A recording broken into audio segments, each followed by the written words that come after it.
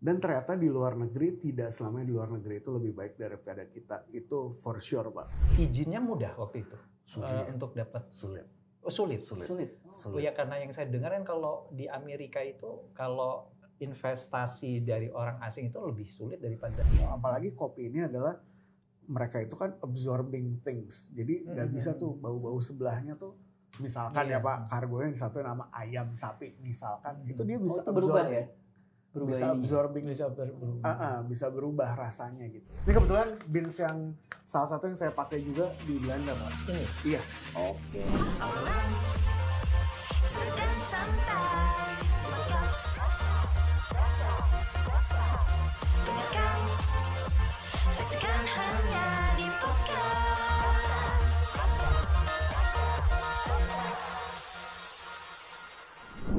Halo kawan kabinet, selamat datang di podcast Kabinet dan Sekretariat Kabinet. Saya Handara Pratama dari Sekretariat Kabinet yang akan menjadi host di episode podcast kali ini.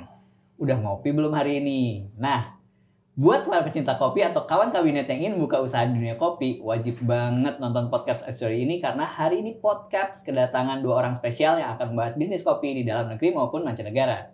Kita langsung ngobrol aja ya dengan Deputi Bidang Perekonomian Sekretariat Kabinet, Bapak Setia Bakti Parikesit, Pak, dan Kang Rinaldi Nur Pratama. Saya panggil Kang Adi aja ya. Kumaha Bang Kang? Alhamdulillah. Oke. Saya dengar sih Kang Aldi ini baru datang ya dari Belanda ya? Betul, baru aja kemarin. Masih jet lag dong? Lumayan. Oh nggak apa-apa ya, kita buat sesantai mungkin supaya kita bisa fresh lagi ya. Oke. Nah, sebagaimana pertanyaan saya tadi ke kawan kabinet, saya nanya dulu nih, Pak Bakti sama Kang Aldi udah ngopi belum hari ini?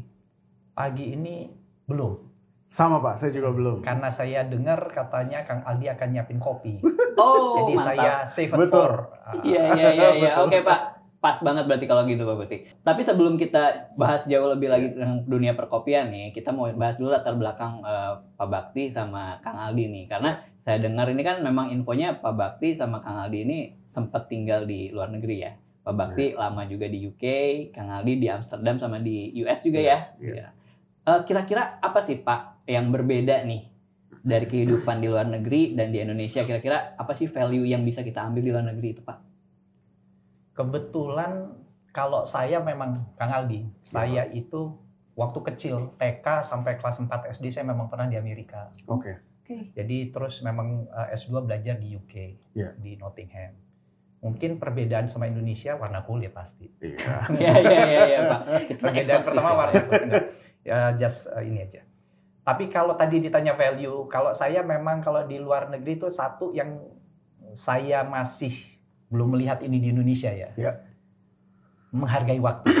Itu satu. Menghargai waktu itu yang saya ada beberapa pengalaman-pengalaman terutama waktu saya di UK ya. Iya Pak. Itu bagaimana mereka sangat menghargai waktu.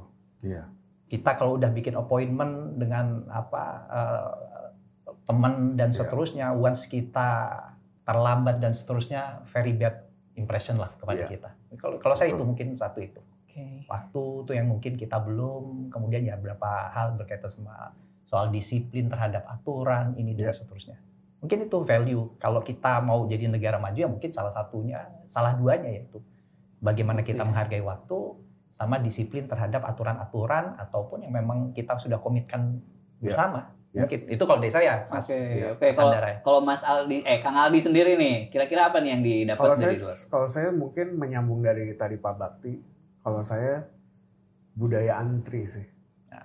Kalau saya itu jujur antri di sana buat saya tuh luar biasa dan apresiasi ya Pak ya terhadap apapun yang diantriin itu. Misalkan kayak coffee shop di sana baristanya cuma satu misalkan, tapi dia butuh kopi dan dia memang suka kopinya, dia akan antri karena dia mengapresiasi bahwa saya mau minum kopi ini nih, saya appreciate kalau memang harus mengantri, saya akan mengantri. Berarti nggak ada cerita ordal ya, Enggak. orang dalam gitu yang bisa duluan dapetnya. Itu good point sih kalau memang istilahnya budaya yang memang patut kita tiru dan kita terapkan mungkin ya Pak di Indonesia ya Pak ya. Nah, satu lagi nih pertanyaan kalau kita ngomong luar negeri, kadang suka homesick nggak sih Pak? Kalau kayak saya sih mungkin kalau bertahun-tahun di luar negeri saya kebayang itu aduh saya nggak bisa kalau tanpa karedoknya Bu Imas gitu kan itu udah susah itu buat saya. Bapak gimana Pak? Hampir sama lah. Saya waktu di Nottingham yang memang saya kangenin tuh makan di warung Tegal di pinggir jalan, mie ayam, bakso, bakso kampung dan seterusnya. Itu yang paling saya kangenin lah. Sampai waktu kita di Nottingham tuh kita ya dengan teman-teman Indonesia waktu itu Mas Aldi. Kita kangen makan sop buntut and then make sop buntut tadi itu dengan ala kita. Bukan. Ya mungkin ya nggak jauh beda Mas Andara. Oke. Kang Aldi gimana Kang? Saya kalau waktu di Amerika betul yang paling dikangenin pasti makanan sama keluarga pasti ya. Cuman kalau di Amsterdam kemarin karena memang kalau di Amsterdam itu kalau kita googling ya makanan khas Amsterdam apa? Makanan Indonesia itu adalah nomor 1 atau nomor 2 bahkan. Jadi kalau banyak orang Indonesia ya di sana ya? Exactly. Cuman kalau ditanya pada saat kemarin di Amsterdam apa kangen masakan Indonesia, jujur enggak. Karena setiap hari makanannya Indonesia. Karena Indonesia semua. Semua gitu loh. Yang paling dikangenin ya selama kemarin di Amsterdam ya pasti keluarga. Karena kan saya juga belum bawa keluarga gitu loh. Jadi ya itu sih. Tapi makan warteg memang taste orang Belanda itu rata-rata katanya Indonesian cuisine. Betul. Iya kan? Betul. Indonesian cuisine tuh benar-benar kenceng banget sih Pak, karena part of their culture juga kan, ya maksudnya sejarah kita apa semua, dan mungkin yang 100% blood Belanda sekarang udah cuman sedikit kali, banyak udah campuran pasti descendantnya ada dari Indonesia gitu. Oke. Nah Indonesia tetap tanah air itu yang terbaik ya Pak ya, walaupun itu ceritanya di negara orang. Oke. Nah sekarang saya ada video nih untuk Kang Aldi sama Pak Bakti, kita simak dulu yuk Pak videonya. Untuk beliau pekerjaan adalah priority dan staf pun harus bisa menyesuaikan diri dengan ritme kerja beliau yang cepat dan dinamis. Namun beliau selalu mendorong atau mengencourage para staf untuk terus belajar dan untuk terus maju. Beliau juga tak segan membuka diri mendengarkan suara-suara dari bawah apabila suara tersebut bagus bagi kemajuan organisasi. Olahraga itu passion beliau. Nomor 1 pasti Liverpool, nomor 2 lari, nomor 3 tenis meja, basket juga oke. Dan beliau baru saja didapuk menjadi pembina komunitas Setcap Miles, yaitu komunitas olahraga bagi warga Setcap. Halo Mas. Jadi kesan-kesan kerja sama Mas Aldi itu tipe orangnya family man. Dia tuh sayang banget sama keluarganya. Nah, karena dia the real family man, dia tuh nge-treat karyawan-karyawan di 2 Coffee itu seperti keluarganya sendiri gitu loh. Sayang sama karyawan-karyawannya, di-treat sebagai keluarga. Itu sih yang bikin kita semua nyaman kerja di 2 Coffee. Pokoknya the best Mas Aldi. Sukses terus. Nih, saya percaya sih kalau Kang Aldi ini family man. Kayak mungkin yang video yang berikut ini nih ada nih.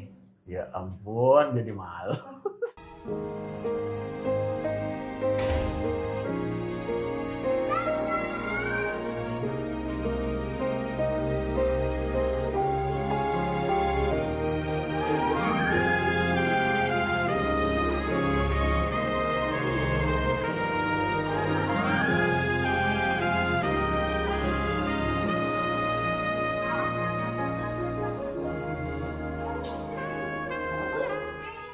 Pak Bakti ya, mengandung bawang nih Pak. Terus terang Pak mengandung bawang nih Pak. Iya Pak Bakti juga, saya yakin Pak Bakti juga family man Mas. Karena saya tahu Pak Bakti ini kalau sama anak-anaknya itu perhatian banget lah. Intinya rela cuti demi acara anak. Bahkan nonton konser ya Pak. Iya. Harus ya Pak ya. Iya. Apalagi kalau anak perempuan memang kalau sama seorang ayah tuh lengket sekali. Iya, betul. Ya. Kebetulan saya nggak punya anak laki-laki sih. Oke. Oke Pak, kita sekarang bahas terkait masalah itu tadi. Tadi kan ada staf Bapak Mas Rifki sama stafnya Mas siapa tadi ya? Edo. Mas Edo ya, oke. Nah, kalau Pak Bakti sendiri nih, Pak Bakti dulu nih. Itu gimana sih Pak, Bapak memposisikan atasan dan bawahan di tempat kerja Bapak? Kalau saya, prinsip pertama atasan bawahan adalah dalam konteks-konteks tertentu, dalam struktural itu pasti adalah. Tapi ketika bekerja, saya akan berusaha menempatkan staff saya ya, itu jadi kayak teman. Iya. Karena begini, kalau saya selalu melihat begini, saya nggak akan bisa bekerja baik atau teman-teman staff saya juga nggak akan bisa bekerja baik ketika nggak ada hubungan emosional yang memang kekeluargaan, pertemanan, persahabatan dan seterusnya. Diskusi juga kadang-kala nggak akan jalan kalau mereka punya rasa takut dan seterusnya. Tapi pada titik-titik tertentu kalau bahwa mereka ada masalah struktural atasan bawahan dan seterusnya ada gitu. Tapi ketika melakukan itu Pak, pekerjaan itu, pertemanan itu, kita anggap mereka teman. Kadang-kala kalau perlu kita anggap mereka adik kita dan seterusnya Mas Andara. Sehingga tadi itu komunikasi lancar. Mereka bisa terbuka dengan kita, bisa menyampaikan apapun dengan kita. Daripada apalagi saya selalu sampaikan, mungkin Mas Andara tahu betul, saya selalu sampaikan, kita ini di kantor itu udah hampir setengah hari udah di kantor. Kalau hubungan kita sama teman-teman itu menganggap atasan bawahan bener-bener really kayak bos dan seterusnya, wah bisa penat itu teman-teman di kantor. Akhirnya apa endingnya? Endingnya kualitas kerjanya nggak kesampaian mereka. Nggak bisa kita harapkan mereka untuk bisa memenuhi target, KPI dan seterusnya. Nggak bisa. Kalau tadi deh statementnya Mas Edo tadi gimana nih? Iya, kalau statementnya Edo alhamdulillah kalau memang dianggap seperti itu Kang. Alhamdulillah setelah mau 8 tahun, insya Allah bulan depan 8 tahun, masih dianggap kayak begitu sih. Alhamdulillah menurut saya itu sebuah pencapaian. Gitu. Oke, gitu Mas, kalau misalnya ini kekeluargaan ya, kan keluarga pingin kita semua itu terbaik buat keluarganya gitu. Kalau misalnya ini Mas Aldi sendiri gimana nih? Kalau misalnya tadi Mas Edo punya rencana, saya juga mau buat kopi sendiri, itu gimana Mas Aldi?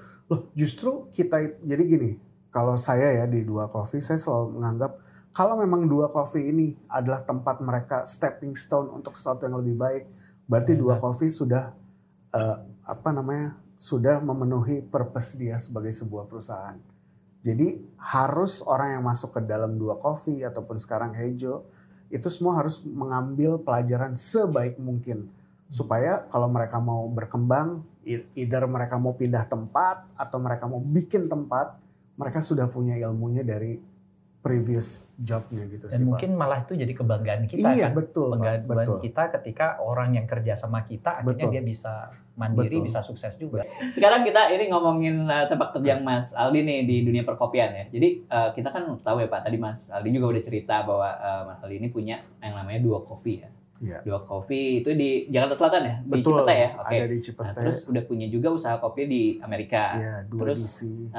Terus dan ini yang menarik nih Pak, yang di Amerika ini langganannya ini Vice President ini Kamala Harris suaminya tuh Pak. Suaminya. Mungkin ada nih videonya nih Pak. Kita lihat ya Pak Bakti ya. Oke. Now, like many of you, I have to start my day with coffee and lots of it. I like to go to neighborhood places, and so today I'm going to Dua, DC.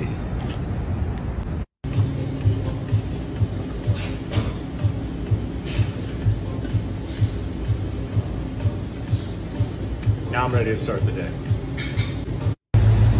Okay, heading into the office. We call it the Eisenhower Executive Office Building. It's here, and the West Wing is right across the street with Vice President's offices, but we're over here. So come on in, I'll show you around. See? Emang berdekatan deh. Dua Coffee. Cuman 2 blok. Alright, coming into the office of the second gentleman. Walking distance. Sangat walking distance dengan web. Got the balcony out there. And my favorite part, we got this lock. First one ever that says office. Mungkin Pak cuman dari sini sampai ini kali ya, sampai pintu Monas. Itu deket ya, jadi deket memang banget. Izinnya mudah waktu itu. Sulit. Untuk dapat Sulit. Sulit. Oh ya, karena yang saya dengar kan kalau di Amerika itu kalau investasi dari orang asing itu lebih sulit daripada Jadi saya sangat beruntung sekali karena saya punya partner. By the way, ini semua yang kita bisa disamperin ini semua kredit kepada partner-partner saya di sana sih Pak. Jadi partner saya di sana, Mas Irfan sama Teh Vivit, itu benar-benar berjibaku membuat usaha ini terus-terusan berdiri waktu dihajar COVID Pak. Sampai akhirnya karena di sekitaran situ semua banyak sekali yang tutup. Kalau nggak salah sekitaran kita tuh ada 6 kafe, mungkin 4-nya tutup, jadi sisa 2. Nah, kami ini masih berdiri di situ dengan berjibakunya partner saya di sana, akhirnya bisa dapat apresiasi didatengin sama Douglas Emhoff ini sih Pak. Susah kemarin perizinannya itu karena kafe, kopi, Nggak, dia berkaitan sama... Memang sebenarnya gini Pak, mau buka dimanapun perizinan di luar negeri itu cukup tetek bengek itu luar biasa Pak. Oke, tetap. For example Pak, misalkan kita udah gambar nih Pak ya, ada satu keran, cuman kurang 5 cm doang Pak. Itu tuh rigid. harus Rigid, artinya, harus dibongkar, harus diganti. Ini miring sedikit, itu mereka nggak mau. Jadi, tapi untung-untungan juga kalau misalnya kita dapat asesornya baik, ya mungkin bisa diokein. Tapi kalau enggak, lebih banyak yang enggak sebenarnya Pak. Yang lebih ribet gitu loh. Jadi ya, dan ternyata di luar negeri, tidak selamanya di luar negeri itu lebih baik daripada kita. Itu for sure Pak. Karena misalkan, saya udah ngasih gambar. Ini tolong diganti sama dia, dicoret, dikasih. Kita balik lagi ke arsitek kita, sama mereka dibenerin. Minggu depan balik lagi, dia bisa tuh Pak bilang, enggak ini masih belum sesuai. Enggak bisa. Nah orang di Jakarta Pak, gitu nggak bisa Pak. Saya kayak begitu, marah saya. Saya bawa, untungnya saya bawa dua-duanya kan. Nih, minggu lalu kamu bilang kayak begini, sekarang udah saya betulin. Oh oke. Sorry. Akhirnya di approve. Jadi memang kita tuh memang di sana nggak boleh iya doang. Karena kalau iya doang akan lebih lama proses semuanya. Jadi kita pun harus proaktif gitu. Jadi kita tuh harus nge-push juga. Gitu sih. Itu kalau proses itu berapa lama? Nah di DC ini kebetulan waktu kita ngebangun itu cukup lama Pak. Karena gini, kalau di Amerika setiap state, negara bagian, itu mereka punya license sendiri untuk melakukan apapun itu ya Pak ya. Terutama kalau ini kan construction. Nah DC itu kan dia ada 3 state yang barengan kan. DC, Virginia, Maryland. Nah saya nggak bisa tuh bangun di DC pakai kontraktor Maryland atau Virginia. Nah at that time 2019 DC itu lagi penuh pembangunan. Tapi kontraktornya cuma sedikit. Nah jadi itu kita delay-nya lumayan lama tuh pada saat itu. Karena kontraktor satu megang 15 proyek, ya susah. Orangnya sedikit gitu. Jadi kita delay-nya lumayan lama, hampir setahun. Kalau Pak Bakti sendiri Pak, dengan penjelasannya Mas Aldi tadi sebenarnya gimana Pak? Optimis kan nih dengan proses perizinan Indonesia nih Pak? Saya justru, ya akhirnya memang kalau mendengar penjelasan Mas Aldi ya, kita ada sesuatu yang memang akhirnya lebih advance ya. Kita lebih maju dan ini sedang kita tata. Jadi Mas Aldi, mungkin Mas Aldi juga udah pernah dengar lah, kita kan waktu itu melakukan reformasi birokrasi, reformasi aturan regulasi lewat Undang-Undang Cipta Kerja. Salah satu yang kita bedah itu berkaitan sama perizinan. Ini menarik tadi yang disampaikan Mas Aldi berkaitan dengan izin bangunan dan seterusnya, dibongkar dan seterusnya. Prinsip kita juga berkaca pada itu juga. Nah, perizinan kita itu sekarang kan memang pertama berbasis resiko. Kita ngelihat risk based approach. Jadi kalau dia resikonya nanti kita petakan. Kalau misalnya tadi kita mau berusaha di bidang coffee, cafe dan seterusnya, ketika dia resikonya kita anggap, kita nilai sebagai resiko menengah rendah misalnya, perizinannya akan kita mudahkan. Tapi ada Kang Aldi, Mas Handara, memang di dalam sebelum perizinan kafenya itu sendiri memang ada persyaratan dasar tadi. Persyaratan dasar itu tadi KKPR. Kenapa tadi saya lihat susahnya di mana? Apakah karena dia dekat White House kemudian susah? Karena kalau di kita kan ada KKPR. Zona ruang, pemanfaatan ruangnya itu. Dia mau mendirikan di mana? Dia boleh nggak? bikin kafe misalnya di pemukiman atau di area perkantoran kayak gini di sekitar istana dan seterusnya. Kita lihat. Kemudian ada persetujuan lingkungannya, kalau memang dia harus memenuhi aspek-aspek lingkungan dan seterusnya. Terus yang terakhir tadi bangunan gedung, dia bangun. Nah, kita prinsipnya itu, tadi Mas Aldi, memang yang kita pingin itu kan pertama kita berharap kalau bangunan gedung mungkin hampir sama ya tadi ya. Dia ngajukan satu peta, gambar dan seterusnya. Nanti ada ahli bangunan gedung yang melakukan penilaian-penilaian itu. Ya, penilaian-penilaian itu ya sama juga. Ini nggak boleh sekian, ini dan seterusnya. Oh, ini harus dipindah misalnya keran dan seterusnya. Oh, dalam konteks kesehatan seperti apa? Silahkan dinilai itu. Tapi memang kita ada waktunya nih Mas Andara sekarang. Hanya boleh sekian hari dan seterusnya. Dan kita berharap ya kayak tadi mengkoreksi, oh ini keran, tadi yang disampaikan Mas Aldi, ya memang itu juga kita buka kemungkinan itu dan seterusnya. Nah itu yang memang kita jaga di dalam Undang-Undang Cipta Kerja. Nah ini juga turunannya PP 5 dan ini day by day, week to week, ini juga kita review terus, kita lihat. Yang penting kalau kita Indonesia sekarang kita ingin lebih kompetitif. Dan hasilnya sebenarnya kita udah dari konteks daya saing. Kita ternyata di 2023 ini udah daya saing kita bagus, loncat dari 34 ke 27. Itu dan kita surprisingly-nya bahwa kita ternyata lebih dari konteks daya saing lebih bagus dari beberapa negara maju, Jepang, Inggris. Artinya maksudnya lompatannya dan seterusnya. Di saat mereka pada turun, kita naik. Makanya salah satu yang kita lakukan itu ya kemudahan berusaha. Jadi Mas Andara hampir saya ngelihat ya ini juga saya ada sesuatu yang menarik nih, ternyata Amerika pun ada sesuatu persoalan yang sebenarnya sekarang mulai kita hindari sebenarnya.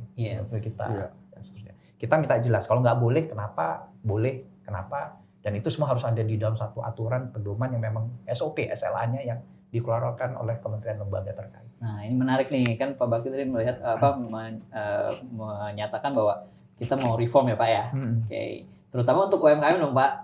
Nah kan ini kan bisnisnya Mas Aldi ini kan masuk nih UMKM gitu. Nah jujuran nih Mas, waktu mengurus perizinan si 2 Coffee yang di Cipete nih, itu ada nggak sih Mas insentif atau apapun yang dukungan dari pemerintah yang didapatkan oleh Mas Aldi?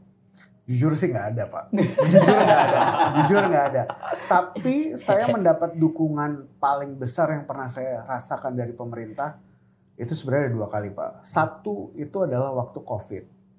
Waktu COVID itu kita sangat dibantu oleh Kementerian Kang Teten. Itu dibantu sekali karena pada saat itu kan banyak sekali terjadi kesimpang siuran izin bisa mengeluarkan sebuah produk atau tidak pada saat itu. Akhirnya memang sama Kementerian Kemenkop UKM itu dibuat satu FGD besar antara pelaku industri F&B, kepolisian sama kementerian. Jadi ini tuh mau seperti apa sih? Do's and don'ts-nya apa? Tolong dijelaskan di sini sehingga semuanya terpapar dengan jelas. Nah, pada saat itu memang akhirnya keluar sebuah regulasi bahwa ya udah kafe yang seperti ini, produk seperti ini boleh dikeluarkan oleh namanya izin kalau yang dari rumah tuh PIRT yang ini khusus BPOM. Jadi itu semua jelas. Nah, mungkin kekurangan kita di sini itu adalah sosialisasi akan hal itu tuh tidak gencar gitu Pak. Belum terlalu gencar walaupun sekarang year by year itu udah mulai terlihat ya, sudah mulai perubahannya sudah jelas, infografis pun sudah semakin mudah dibaca gitu loh. Jadi ya memang kelihatan sih Pak, tahun per tahun itu tuh selalu ada improvement gitu loh. Itu satu dukungan luar biasa dari pemerintah. Sama yang kedua justru waktu saya buka di Belanda kemarin Pak, itu cukup berasa dukungan dari dari KBRI karena kan Indonesia kita manggilnya hejo, cuman di Belanda sebenarnya kita manggilnya heyo Pak, karena orang Belanda J Ijo itu nih, jadi ijo. Y. Ijo. Iya. Hejo itu dari ijo ya. Awalnya Oke. itu, cuman ternyata pas saya ke sana orang tuh heyo, akhirnya kita plesetin menjadi sebuah gimmick marketing heyo, jadi menyapa lah. Nah justru di sana kita tuh dibantu sekali Pak oleh KBRI, karena kita ini saya lagi-lagi saya belum research lebih dalam, tapi menurut tim KBRI dan bahwa ini tuh adalah cafe Indonesia pertama yang betul-betul all Indonesian coffee. Kopinya sendiri Indonesia. Full Indonesia. Even gula arennya pun kita semua dari Indonesia. sini. Iya. Gitu. Bahkan di luar negeri full TKDN, Pak. Indonesia semua. Oke, ini saya mau nanya ke Pak Bakti nih Pak. Kira-kira nih Pak, kan Mas Aldi ini udah istilahnya pengusaha lokal yang udah sukses berjualan di mancanegara nih Pak. Kira-kira pemerintah itu sendiri ada nggak sih Pak program untuk mendorong nih pengusaha lokal, dan insentif apa sih Pak yang ada di Indonesia supaya pengusaha lokal itu bisa istilahnya eksis juga di mancanegara, dia ekspornya semakin tinggi, karena sesuai dengan program pemerintah ya Pak ya, kita pingin supaya kita ekspor kita istilahnya neraca perdagangan harus surplus, harus lebih banyak ekspor daripada impornya. Jadi apa yang dilakukan Pak Teten yang di dalam negeri sebenarnya itu bisa direplikasi. Itu ada program pemerintah yang sebenarnya memang programnya Pak Teten juga. Artinya beliau akan mengkurasi UMKM yang memang punya potensi ekspor dan seterusnya. Ini harusnya memang dan tugasnya Kementerian Koperasi UMKM ya di tempatnya Pak Teten itu membimbing, mendampingi, membina dan seterusnya. Termasuk nanti packagingnya dan seterusnya. Memang kemudian nanti ya tentunya dengan kerjasama dengan Kementerian Perdagangan mencari pasar-pasar tadi, kesempatan-kesempatan pada UMKM dan seterusnya. Memang kita tentunya pasti berharap program pemerintah itu kan kita selalu ingin UMK ini naik kelas yang tadi disampaikan Mas Aldi. Mungkin ini ya saya setuju dengan Mas Aldi. Biasanya ya sosialisasi kita ini yang memang belum gencar dan seterusnya. Nah, itu dari konteks itu. Jadi artinya kesempatan memang kita membuka teman-teman UMKM ini untuk ya kita bina, jadi baik dari hulu nanti sampai hilirnya pemasaran dan seterusnya, sampai nanti pasarnya di mana. KBRI, apa yang dilakukan KBRI itu tadi Mas Aldi itu sebenarnya arahan presiden juga sebenarnya. Kita kan selalu berharap KBRI, teman-teman kita di luar itu juga bisa membantu dalam konteks ekonomi ya tadi itu. Jadi membantu, marketing ya Pak ya? Betul, jadi marketing, dia buka pasarnya, dia mungkin bernegosiasi dengan pelaku-pelaku usaha di sana untuk bisa menjadi partner. Kalau tadi Mas Aldi di Amerika punya partner, itu yang memang kita harapkan, itu satu. Dalam konteks pembiayaan pun sebenarnya Mas Aldi, itu kita punya namanya Lembaga Pembiayaan Ekspor Indonesia, LPI. Nah kita sebenarnya dia bukan hanya pembiayaan, tapi penjaminan pemerintah juga di situ, asuransi. Sebenarnya kita juga, mereka itu melihat yang punya potensi-potensi ekspor di mana, kita biayain dan seterusnya. Dan itu banyak dilakukan oleh beberapa negara sebenarnya. Thailand, mungkin kenapa Thailand, negara-negara itu, Filipina dan seterusnya, Malaysia, mereka ketika buka restoran dan seterusnya, mereka di negara-negara bisa berkembang karena kemudian dibantu dengan pembiayaan tadi. Gitu loh. Nah sebenarnya ini yang kita mungkin belum optimal, Mas Handara, Kang Aldi, belum optimal, tapi ini yang kita akan dorong. LPEI ini kalau bisa udah mulai masuk ke UMKM, melakukan pembiayaan, bantu pembiayaan untuk terus men-set up bisnis di sana. Men-set up, nah termasuk nanti memberikan penjaminannya, insurance-nya kalau memang harus diperlukan dan seterusnya. More or less kurang lebih seperti itu Mas Handara, program pemerintah. Oke, berarti emang sudah ada ya Pak ya program itu dan tinggal di sosialisasinya aja ya. Sosialisasinya tadi belum dan kita konsisten terus sehingga kita nggak hanya, walaupun sebenarnya market dalam negeri kita besar ya dengan jumlah penduduk dan seterusnya kita banyak sebenarnya, tapi kan kita juga ingin mendorong pasar buka pasar kita di luar negeri internasional. Dan itu tadi kalau berkaitan sama UMKM ya tadi kementeriannya Pak Teten. Nah, terus dari konteks pembiayaan kita harusnya bisa ada, karena kita punya lembaga tadi, pembiayaan ekspor, Indonesian Exim Bank. Gitu Mas Aldi. Alhamdulillah kalau Mas Aldi tadi tanpa itu bisa survive, ya alhamdulillah. Tapi harusnya tidak seperti itu. Artinya kita juga bisa memberikan dukungan-dukungan sehingga memang kayak usaha-usaha model kayak Mas Aldi, Kang Aldi ini di luar bisa berkembang, bisa tadi hanya di DC misalnya Belanda, kita bisa buka di tempat lain. Apalagi saya yang justru kan tadi menarik itu Mas Handara. kopinya itu dari mana? Ternyata kan dulu kan kopinya Indonesia. Betul. Kalau pertanyaan lanjutannya, selama ini, kalau boleh nih Mas Andara minta waktu, saya ingin dalami dari Mas Aldi. Iya Pak. Ketersediaannya itu sustainable kan tadi itu. Betul. Kopi-kopi kita itu bisa. Maksudnya ada ketika perlunya sekian kilo, ada on time dan seterusnya. Nah, inilah Pak. Ini sebenarnya kenapa saya tuh pengen buka di luar negeri untuk kopi Indonesia. Satu, disclaimer dulu, kopi Indonesia, perkopian Indonesia sekarang adalah masa emas. Belum pernah kopi Indonesia seemas sekarang. Barista kita udah juara dunia Pak. Michael Jasin. Asosiasi kopi kita, Specialty Coffee, SCI, itu sudah bisa membawa World Coffee Event ke Indonesia tahun depan bulan Mei. Itu sejarah loh Pak. Itu sudah bisa dilakukan sama asosiasi. Lalu barista kita tadi juara 1 sudah, cup taster ngerasa kopi kita udah juara 2, roasting sangrai kopi kita udah juara 1, brewers kita udah juara 3, apalagi ya, udah juara 4, 1, 2, 3, 4 itu sudah dijuarai oleh Indonesia. Pak. Jadi sekarang adalah masa terbaik, masa emas kopi Indonesia itu sekarang saatnya. Lalu dari sisi petani kita sudah punya, asosiasi sudah punya satu event, namanya itu adalah Cup of Excellence. Jadi ini adalah pertarungan antara petani Pak untuk mendapatkan hasil terbaik dari kopi mereka yang dengan cupping score 89 sampai 90. Nah, Indonesia sudah bisa memproduce kopi dengan cupping score 90 sekarang Pak. Jadi di mata dunia Indonesia tuh udah bukan main-main lagi. Tapi sadly di setiap keseharian kita di sana Pak, kopi kita tuh tetap satu masih dianggap terlalu mahal, satu, kedua inkonsistensi. Tapi menurut saya itu tuh sebenarnya semua bisa dipatahin. Kalau kita semua punya narasi satu yang sama as a country. Unity in diversity jelas. Dari Sumatera mungkin rasanya begini, dari Jawa begini, Bali begini, Sulawesi begini, Papua begini. Tapi kalau itu semua kita bisa punya satu narasi yang sama, menurut saya itu bisa dipatahkan dari sisi harga mahal misalkan ya Pak.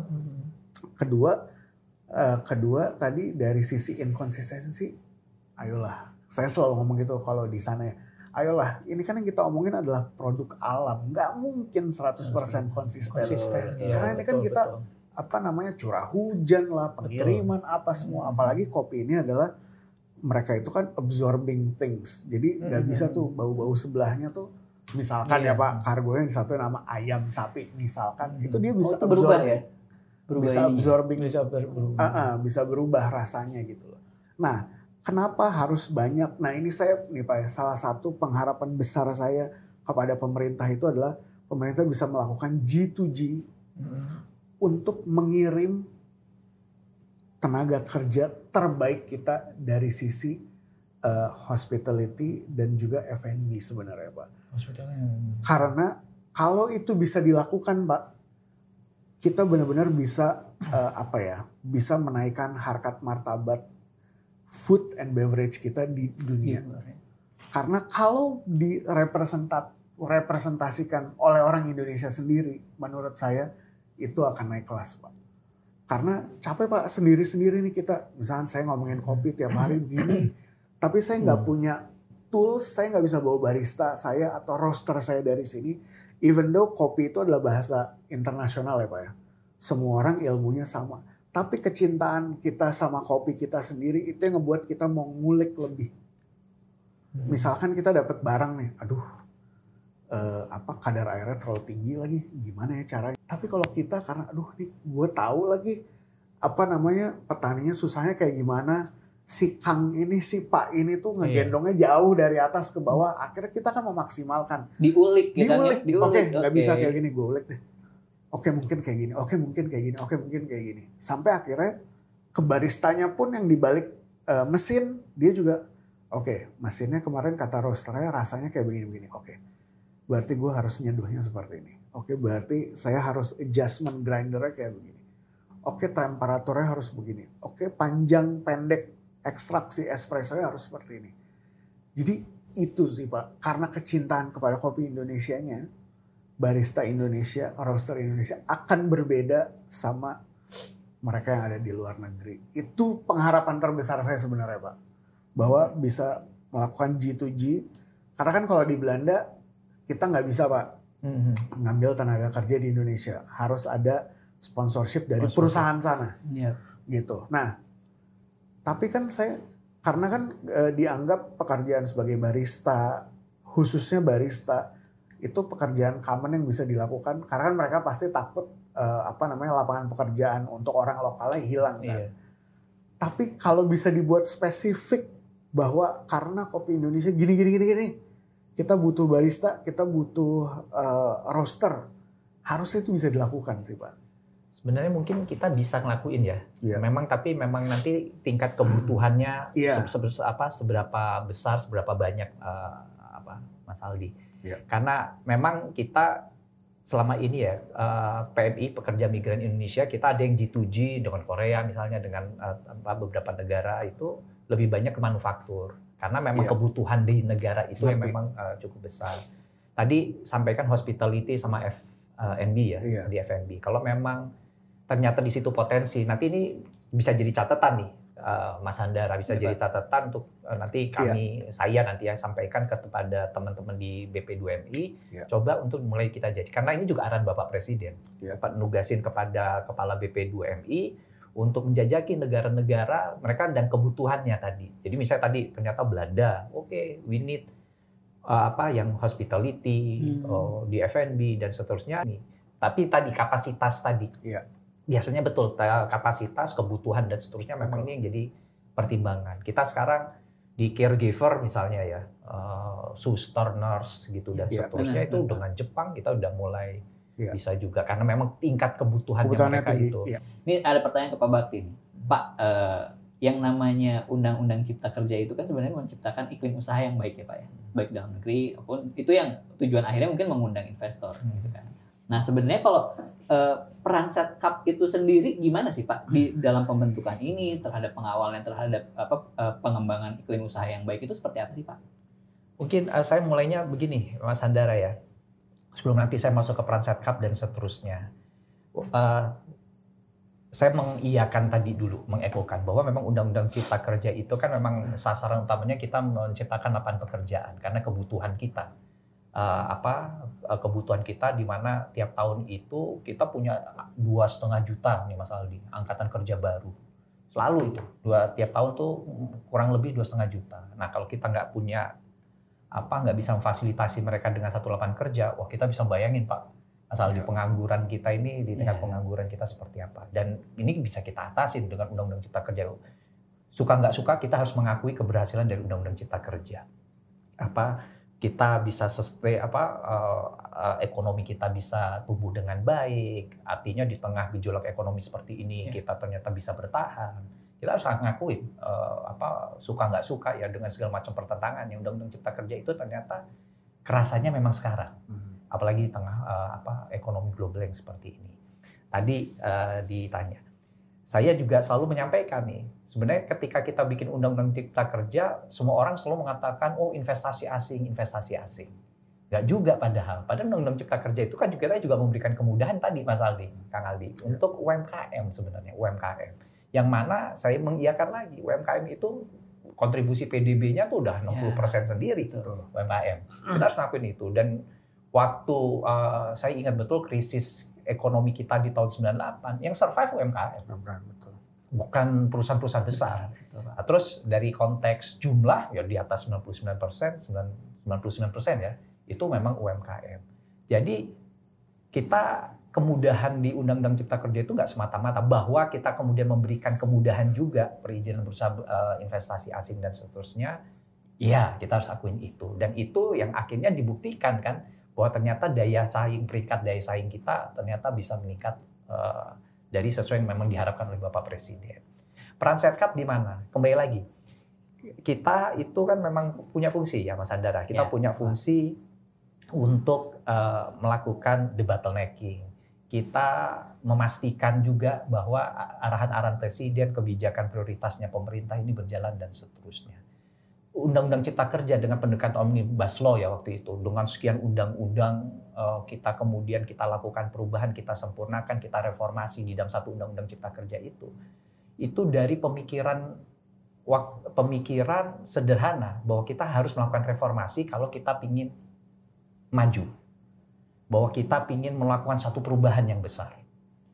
Jadi dari pemikiran kosong, kemudian ada cita-cita, keinginan, kita nyiapkan Undang-Undang Cipta Kerja. Nah di sini Setkap waktu itu kita benar-benar terlibat, Mas Andara.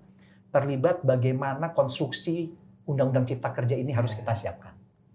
Kemudian kita waktu itu memetakan undang-undang mana yang berkaitan dengan kemudahan berusaha ya. Kalau kita bicara tadi untuk bagaimana kita menarik investasi, memberikan kemudahan, itu mana sih undang-undang peraturan. Ini memang kemudian kita teman-teman di Setkap ini terlibat memetakan, mengidentifikasi, menginventarisasi, dan seterusnya. Dan kalau boleh saya sampaikan, waktu itu yang memaparkan jumlah undang-undangnya, kemudian substansi mana yang dilakukan perubahan itu, Pak Seskap sendiri waktu itu, Pak Pramono Anung, di dalam suatu rapat terbatas. Itu kita harus sesuatu yang memang harus kita lakukan, dan itu bisa dalam konteks melaksanakan arahan Bapak Presiden, tujuannya Bapak Presiden dan seterusnya memberikan kemudahan itu. Ini ingin saya sampaikan, artinya bukan kita mencari sesuatu lah atau apa, tapi kita benar-benar ingin lihat tadi yang disampaikan kayak Mas Aldi, kesempatan berusaha itu harus bisa kita ciptakan sehingga dia bisa lebih mudah, sederhana, mempunyai daya tarik sendiri dan seterusnya.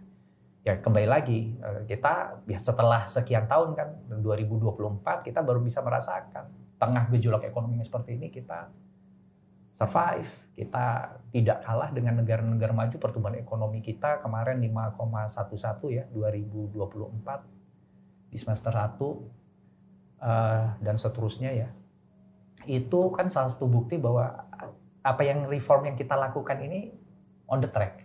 Nah tentunya kita berharap ya usaha-usaha UMKM kayak Kang Aldi ini bisa dilakukan juga sama teman-teman UMKM yang lain gitu Mas. Iya. Itu kita harapkan ya, dengan Undang-Undang Cipta Kerja ini. Ini kita udah ngobrol tadi tentang usaha kopi, udah kayaknya agak haus nih Pak ya. Pak Bakti haus ya Pak ya. Sesuatu yang tadi saya tunda. Itu ya betul Pak. Mumpung ada masternya di sini Pak, kita minta boleh ya, boleh dong, ya. Boleh kita dong, minta dibuatin kopi boleh ya. dong, Oke, kawan kabinet, nanti kita kembali setelah ada kopi. Ya. Oke, kawan kabinet, ini kita sudah disiapkan mesin buat Kang Aldi supaya bisa buat kopi buat kita ya. Oke, Kang Aldi. Bantu minum ya nanti. Oh, boleh. Itu yang saya harapkan memang Kang Aldi. Jadi Pak, sekarang kita mau bikin kopi dari kerinci Pak. Kerinci dengan prosesnya full wash. Jadi dia full dicuci. Harusnya nanti paletnya itu kita ngerasanya clean aja gitu. Oke. Gitu. Kita coba ya Pak. Ini kebetulan beans yang salah satu yang saya pakai juga di Belanda Pak. Ini? Iya. Oke. Jadi kita menyaksikan pembuatan sama persis di Belanda. Iya. Mantap. Jadi nggak perlu jauh-jauh ke Belanda kita. Jangan dong Pak, tetap datang. Tetap datang Pak. Oke. Oke.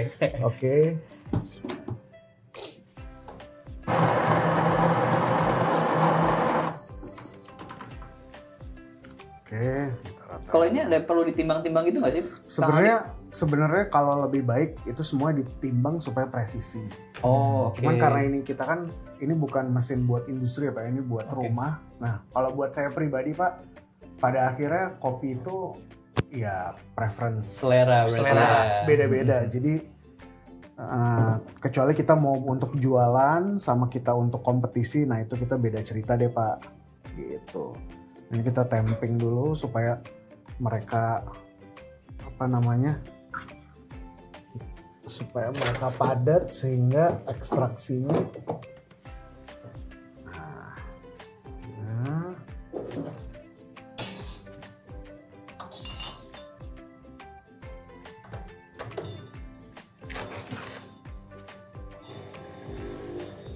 Jadi untuk yang black seperti ini ya? Iya. Teknik pembuatannya ya. Pak Bakti lebih prefer mana Pak? Black coffee atau yang ada ini ya Pak? Tergantung minumnya jam berapa. Oh gitu? Kalau pagi biasa pakai susu, tapi untuk sekarang saya pingin yang black. Biar agak melek ya Pak ya? Agak melek dikit. Walaupun kadang-kadang nggak pengaruh juga. Iya lagi Pak. Ngopi-ngopi tidur mah tidur aja ya Pak ya? Benar. Nah, ini kita campur air panas. Nah, ini kita jadinya long black. Oh ini namanya long black kalau Iya. begitu. Oke. Silakan Pak. Nah, nanti kita coba boleh. Siap. Ini di Belanda namanya apa? Long black. Kalau kita jual, kita di Belanda sama namanya. Silakan Kang. Ini diminum seperti ini atau pakai gula? Istilahnya prefer ini orangnya, tergantung orangnya masing-masing. Kang Aldi. Kalau saya pribadi lebih baik nggak pakai gula Pak, karena taste. satu lebih sehat juga Pak, 0 kalori Pak, Bapak habis lari sayang. Terus yang kedua, kalau kita pakai gula semua taste-nya tuh bisa hilang. Iya. Oh jadi Gitu. ketimpa sama rasa manis gulanya betul. ya? Ini yang satu tadi udah kita pre-pulling, jadi saya cuma nambahin air panasnya aja. Siap. Oke. Kita sambil duduk kayaknya lebih enak ya. Iya. Oke, ini kawan kabinet, kita udah dapat kopi buatannya Kang Aldi. Mungkin kita sambil ngobrol lebih panjang tentang kopi ini, kita sambil minum ya. Oke? Siap. Boleh di ini ya, dicicip ya Kang Aldi ya. Pak, cicip Aldi, Pak, ya. semoga cocok Pak.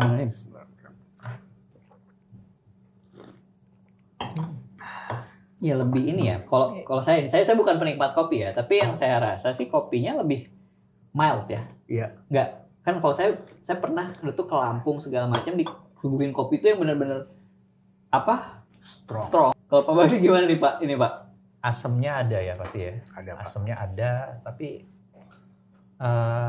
kalau saya sebenarnya memang lebih pecinta yang strong tadi. Oke. Jadi biasanya kalau ngopi saya minta double shot dan seterusnya Oke, untuk Pak. kopi itu. Ya, Tapi ini enak juga nih. Masuk Iya, ya Pak? Masuk gitu. Rasanya masuk ya? Alhamdulillah. Jadi manisnya kopi, jadi tanpa gula pun Iya. ya, tanpa gula pun rasa manisnya kopi ini Betul. kerasa di sini. Soalnya kan sebenarnya kopi itu kan cherry Pak. Cherry ya. katanya, Jadi betul. buah. Nah dia tuh kalau kita buka si kopi dalamnya itu ada lapisan gulanya sebenarnya. Jadi kalau kita makan bijinya itu Pak, maksudnya dari cherry merah kita buka makan bijinya itu manis gula.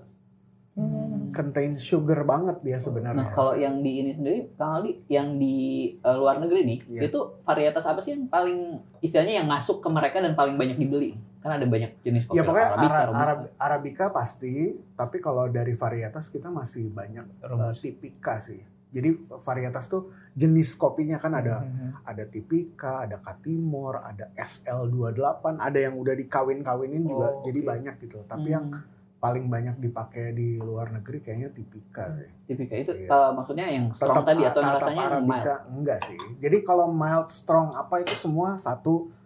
Kalau yang memang lebih strong itu Robusta Pak biasanya. Robusta. Karena Robusta itu memang dia twice the caffeine.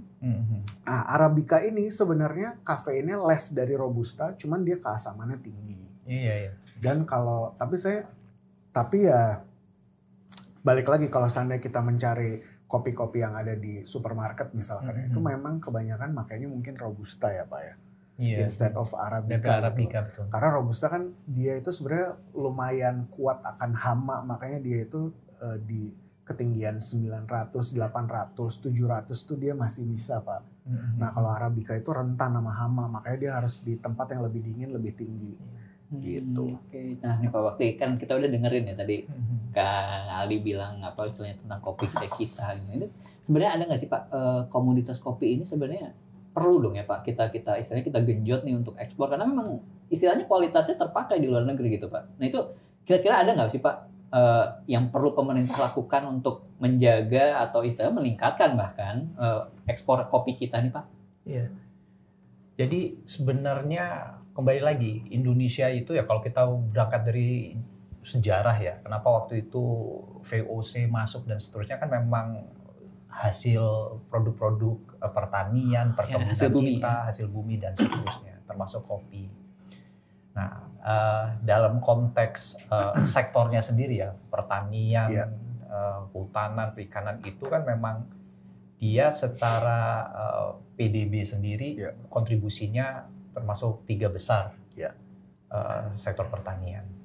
Nanti ketika kita bicara perkebunan pun dari 12 sekian persen pun perkebunan sendiri memang termasuk penyumbang terbesar lah. Nah, kopi sendiri dalam konteks jumlah produksinya kita 700.000 lebih ton. Kemudian lahan yang tersedia 1 juta lebih juga itu. Artinya dari sisi potensi kopi ini ada. Itu tersebar ya Pak ya? Tersebar. Memang yang terbesar itu kan kita Sumatera Selatan, Aceh, Lampung, dan seterusnya. Nah, mungkin tadi kalau varietas tanaman kopinya sendiri ya mungkin tadi Mas Aldi lebih paham ya. Tapi artinya kita ada negara-negara tujuan ekspor pun banyak kita sebenarnya ya. Jepang, kemudian Amerika sendiri, beberapa negara Eropa, artinya banyak dengan persaingan beberapa negara lainnya. Tapi artinya kita potensi itu ada.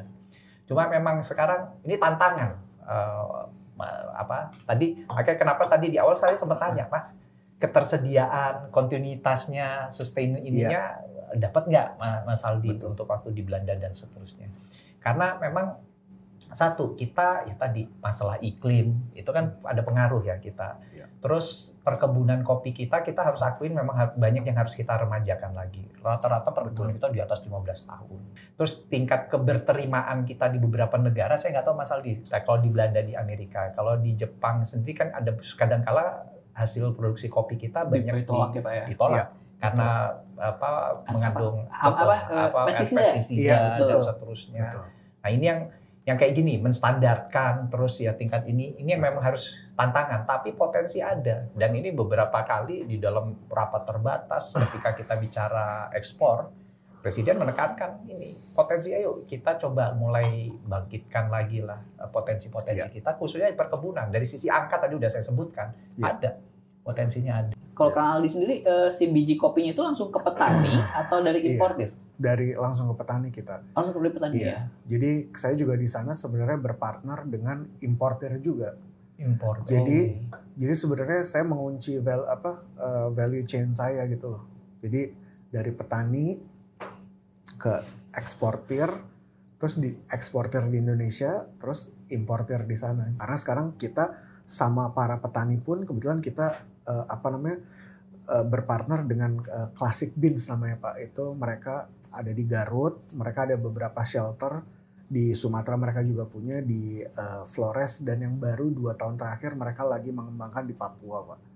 Jadi akhirnya saya pengen nanti dari Sabang sampai Merauke semua kopinya akan tersedia di Hejo Amsterdam gitu. Hejo Amsterdam. Gitu. Nah Pak Bakti, kalau misalnya kita lihat nih, sebenarnya posisi komoditi kopi ini gimana sih Pak terhadap perekonomian Indonesia Pak?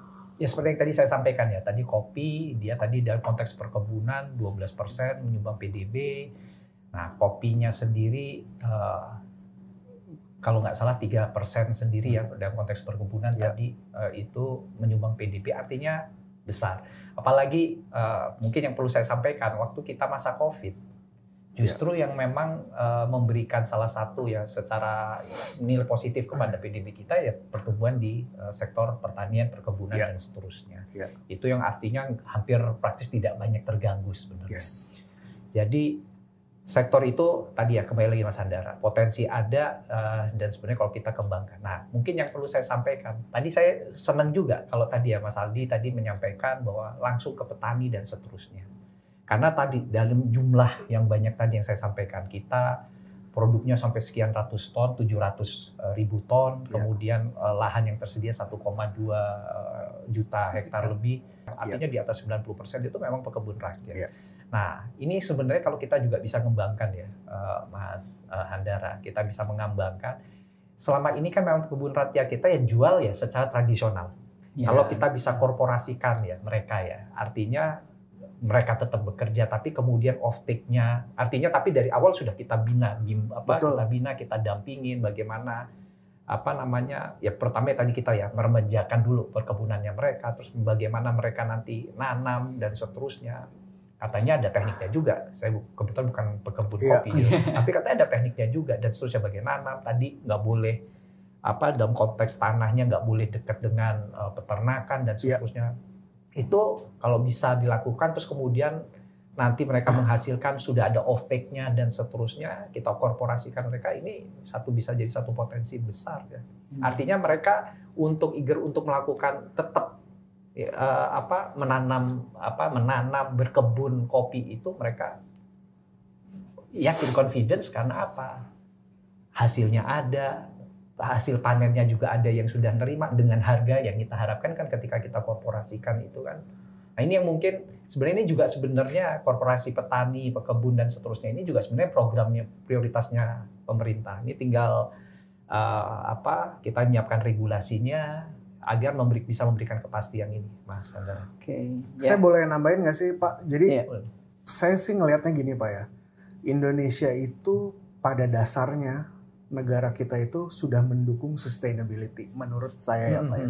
Karena kalau kita lihat coba deh, makanan tradisional kita, tepung aja kita, tepung beras, tepung sagu, semuanya tuh hasil dari pertanian. Iya betul. Dan untuk orang-orang yang punya masalah sedikit sama lambung, gluten free or apapun itu, kita sebenarnya lebih relatif aman. Karena kita menggunakan tepung-tepung itu. Belum makanan-makanan kita dibungkus pakai daun pisang. Kita tuh nggak menggunakan plastik, ini leluhur ya. Sampai sebenarnya pertanian kita itu yang the most sustainable way itu pertanian ada di Indonesia. Menurut saya satu petani mereka ini kan smallholder farmers, paling punya tanahnya berapa sih Pak? 1 hektar, paling gede mungkin 3 hektar. Jadi mereka akan masih dalam jangkauan lah untuk mereka ngerawatnya. Lalu juga kalau dari sisi perindustrian kopi, kita juga ya karena lebih banyak smallholder farmers, sehingga mungkin dari pesticide wise kita lebih sedikit daripada negara yang lain.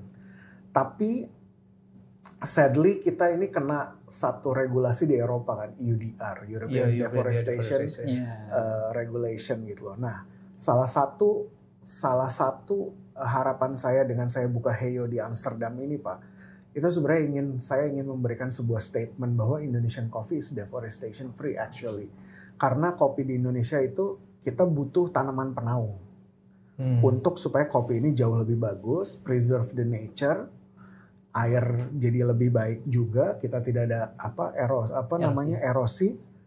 Nah, jadi kita punya satu program nih Pak. Kalau Bapak sama Kang suka ngelihat kalau misalkan ke coffee shop, beli 10 kopi dicap, nanti yang ke-11-nya free. Nah kalau kami enggak Pak, 10 kali customer beli kopi, mereka sudah menanam 1 pohon di Indonesia. Jadi itu yang kita ingin kedepankan, karena saya berharap dengan besarnya konsumsi kopi khususnya di Belanda Pak, saya pun sebagai seorang pengusaha bisa berkontribusi juga ke Indonesia. Selain saya beli barang dari Indonesia, tapi saya juga bisa bikin kantong-kantong hutan nantinya Pak, dari customer yang saya ada di luar negeri ini. Jadi harapannya itu seperti itu. Dan itu kan bisa juga menjadi sebuah statement juga kepada European Commission bahwa ya kopi di Indonesia tuh sebenarnya seperti ini. Mungkin terlalu muluk-muluk mengeluarkan kopi dari EUDR, terlalu muluk-muluk mungkin. Tapi kalau misalkan gaung ini bisa terus digaungkan, karena ya kopi itu harus masuk ke pop culture juga, harus masuk ke grassroots. Jadi mungkin itu salah satu sumbangsi saya terhadap negara, harapannya itu. Saya senang nih mendengar apa yang disampaikan Mas Aldi, Mas Andara. Karena apa? Mas Aldi sebagai pelaku ya, diaspora kita di Belanda, di luar ya, ternyata masih punya optimisme juga, punya kebanggaan terhadap produk. Nah ini yang saya apresiasi lah gitu loh. Masukan bahwa EUDR betul itu permasalahan hasil perkebunan kita dan seterusnya. Dan kita memang, kenapa kita sekarang lagi bernegosiasi lah, berunding dengan teman-teman EU nanti di dalam Indonesia EU SEPA, termasuk bagaimana jangan selalu produk-produk kita ini ya masuk di dalam EUDR ini.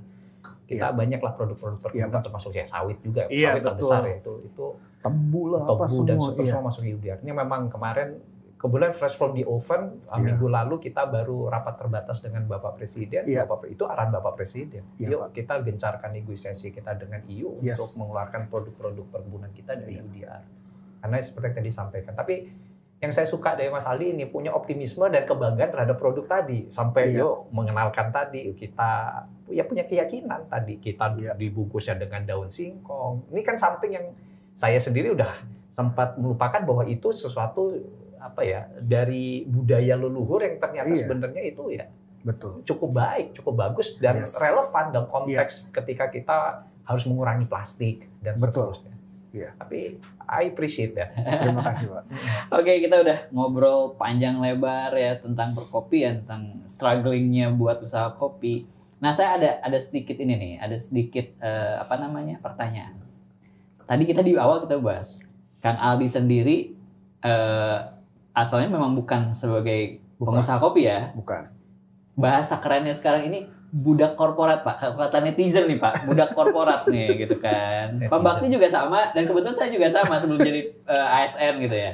Nah itu kira-kira apa sih yang berbeda dari waktu kita masih dalam tanda kutip budak korporat tadi dan setelah menjadi entrepreneur? Gitu mungkin Kang Aldi dulu ya. Bedanya pusingnya tiap detik. Oh deh. Pusingnya tiap detik, nggak ada hari libur itu udah pasti. Karena weekend justru itu adalah waktu terbaik kita untuk berjualan gitu loh. Cuman mungkin ya dari saya pribadi, mungkin cara saya mengatur waktu bersama keluarga jauh bisa lebih fleksibel karena saya pribadi pengen punya waktu cukup banyak sama anak saya. Lebih fleksibel. Tapi kalau kepusingan jauh lebih pusing. Karena memang harus memikirkan orang lain juga. Betul. Ya sebenarnya ya. Nah, kalau dari Pak Bakti sendiri nih Pak, Bapak sekarang kan udah jadi ASN ya Pak ya. Itu bedanya apa sih Pak? Dengan waktu pusing lagi kalau dengan waktu kita masih bekerja sama perusahaan yang emang profit oriented lah ya, gitu Pak. Iya, kalau saya kan mungkin bedanya kan swasta masuk ke pemerintahan negeri ya. Swasta memang betul orientasinya kan waktu itu kita harus memberikan profit kepada perusahaan. Terus ya pendek cerita ya profitnya si pemegang saham, si pemiliknya. Lebih ke sana kita dikejar dituntut profesional memang kita tetap profesional kita tetap dituntut dan seterusnya tapi end goals-nya itu adalah pendapatan revenue untuk pemilik perusahaan. Jadi kita dikejar itu dan dituntut macam-macam. Sebenarnya budaya itu ketika masuk ke negeri ya sama juga kita dituntut apalagi di sekretariat kabinet ya. Kita tetap dituntut profesional, punya kinerja dan seterusnya karena pelayan yang kita layanin ini langsung presiden. Sesuatu ada yang salah yang dari kita itu yang dampaknya bisa fatal karena dampaknya bisa sampai presiden. Artinya profesionalisme itu tetap. Tapi yang memang berbeda memang Mas Andara. Kali ini saya bekerja untuk kepentingan masyarakat.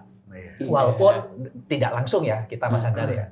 Tapi minimal dari policy yang kita curahkan pikiran kita itu sebenarnya untuk kebaikan masyarakat. Itu aja. Masyarakat Indonesia itu 270 juta. Kalau ada sesuatu yang saya pikirkan ternyata bisa dirasakan manfaat, bayangin 270 juta mendoakan kita. Insya Allah masuk surga tuh Mas Andara. Amin. Benar Pak. Benar. Amin. Nah, apalagi bisa bantu UMKM kayak Mas Aldi. Waduh itu. Nah itu dia sejuk. Tapi itu bedanya di situ. Saya bisa berbuat sesuatu lah untuk negara, untuk kemajuan, perkembangan, kemajuan bangsa ini kita ada di dalamnya. Terima kasih Pak Bakti, Kang Aldi untuk obrolan yang luar biasa seru hari ini. Banyak yang kita dapatkan itu mulai dari perlakuan kita kepada rekan kerja yang kita anggap seperti keluarga, terus disiplin segala macam tadi itu banyak banget yang bisa kita dapat hari ini. Bagi kawan kabinet, kalau ada ide atau saran, boleh tulis di kolom komentar di bawah ya. Jangan lupa subscribe, like, dan share di YouTube channel Sekretariat Kabinet, dan dengerin bincang-bincang ini di platform Spotify. Tunggu episode podcast selanjutnya. Andra Pratama dan kru Sekretariat Kabinet pamit. Bye kawan kabinet.